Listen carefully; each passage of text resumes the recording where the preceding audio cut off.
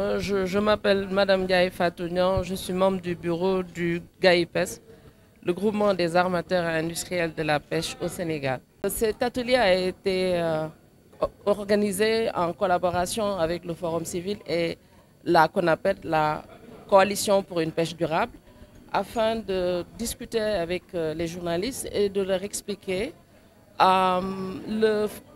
les tenants et les aboutissants de la liste qui a été publiée le 6 mai des navires pêchant au Sénégal. Nous avons souhaité que cette liste soit publiée depuis 2019 et sans succès, parce que pour nous, c'est un premier trait de bonne gouvernance.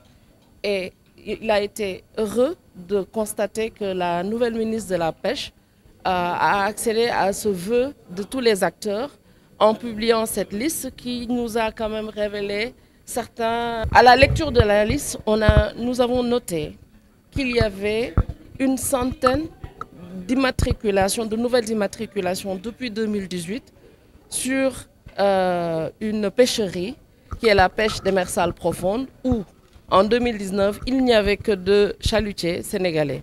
Aujourd'hui, il y a une quarantaine de licences attribuées sur cette pêcherie et nous avons aussi noté à la lecture de cette liste qu'il y a près de 49 bateaux immatriculés et qui n'ont pas eu de licence. Et avec les journalistes, nous avons essayé de décortiquer cette liste et de poser les questions, de faire des constats et de poser des questions. Donc, c'est un pas vers la transparence, cette première publication des listes, mais nous souhaitons qu'il y ait des jalons qui soient posés pour qu'on ait encore plus de transparence dans ce secteur et que toutes les leçons soient tirées.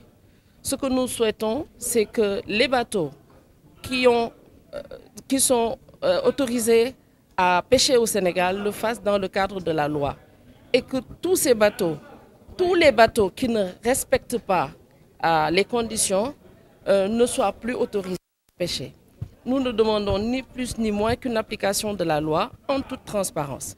Et nous attendons encore que d'autres pas soient posés afin que la gestion de la pêche ne fasse plus l'objet de doutes et que la pêche ne soit plus une mamelle de corruption supposée à chaque fois qu'il y a une année électorale au Sénégal. Le carton jaune de l'Union européenne, nous en avons été informés et nous pensons que c'est un signal.